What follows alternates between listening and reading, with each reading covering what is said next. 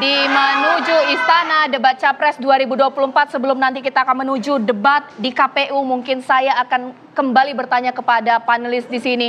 Prof. Makarim, memang belum banyak disinggung, tapi apakah mengenai minimum essential force harus diangkat di debat malam hari ini seperti apa? Terima kasih ya. Masalah mengenai minimum ekonomis tadi MAVF itu tadi sudah disampaikan sama Pak Ardo ya. Memang merupakan suatu hal ya, isu yang sudah diputuskan 14 tahun yang lalu ya. Tapi sekarang kan dunia berubah ya.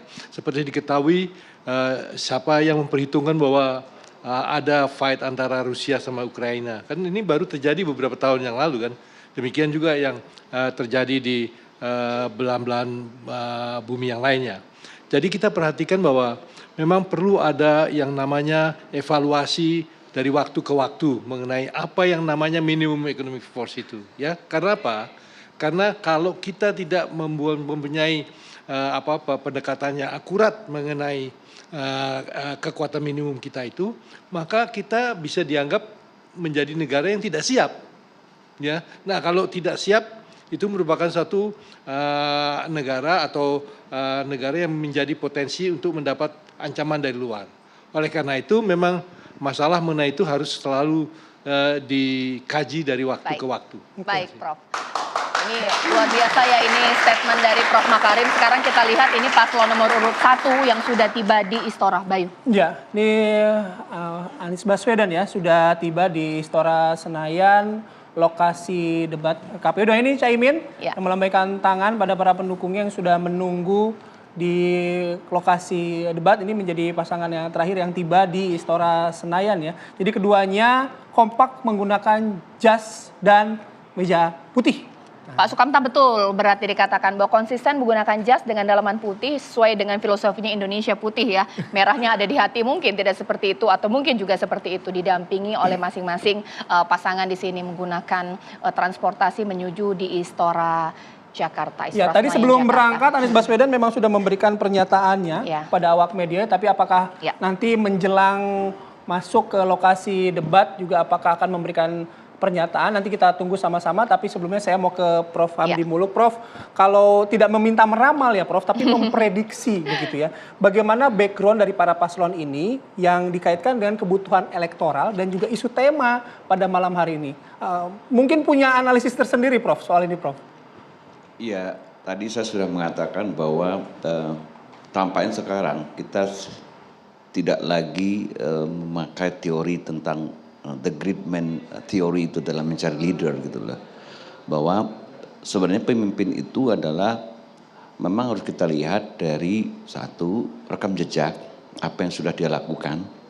Apakah itu cukup meyakinkan kita bahwa dia akan memimpin Indonesia itu sebagai the ultimate leader dan menggerakkan seluruh potensi yang ada. Dan dia mengerti persoalan-persoalan kebangsaan kita dan mencarikan jalan keluarnya. Dan hari ini kita akan exercise, kita tes gitu lewat debat-debat ini. Ada orang yang memang mengkritik ini mungkin debat nggak terlalu pas disebut debat.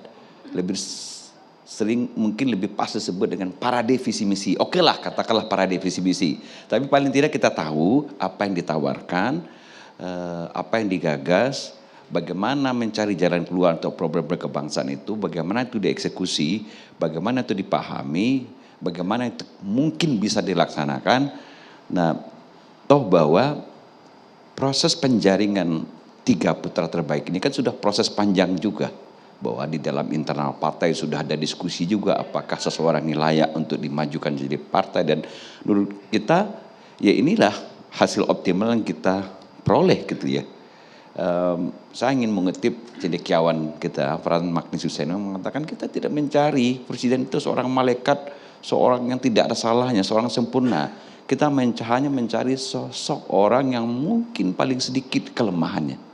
Nah, untuk arti debat kita ini kita memenakar dari apa yang ditampilkan dari sesi debat hari ini untuk seluruh isu yang kita tanyakan oleh masyarakat Indonesia. Ini kan kemarin dulu sudah ada isu hukum, isu HAM, nah sekarang isu tentang pertahanan, politik luar negeri, geopolitik, Hankam dalam negeri juga, dan kita lihat bagaimana pemahaman masing-masing calon itu, dan apakah setelah kita lihat kita cukup confident mempertaruhkan Indonesia kepada 3 paslon ini.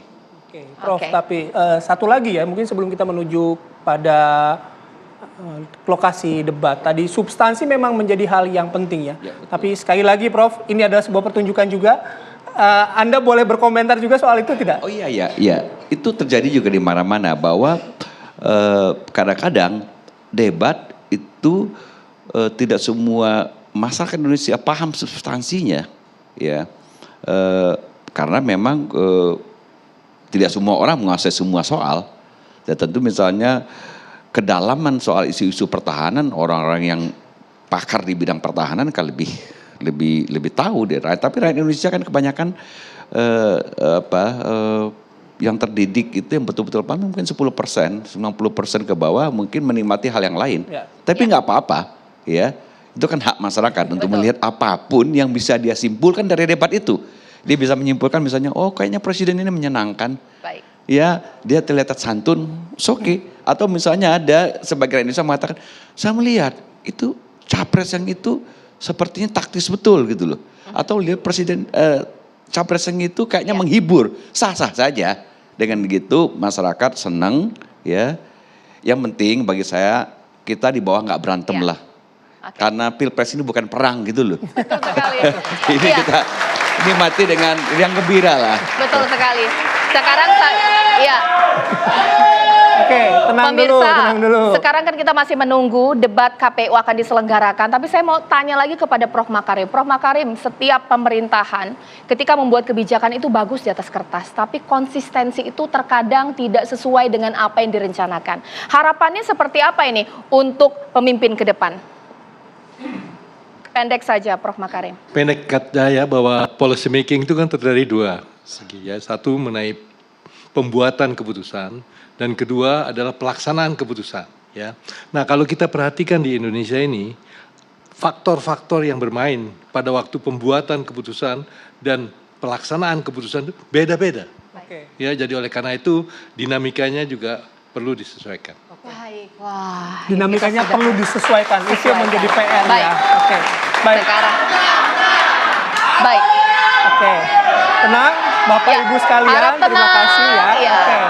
Baik, ini kita sudah waktunya untuk bergabung dengan KPU untuk menyaksikan debat Capres 2024. Kami ucapkan terima kasih pada para panelis dan juga perwakilan Tipsas yang sudah hadir. Kita tunggu lagi setelah pelaksanaan debat. Selamat menyaksikan.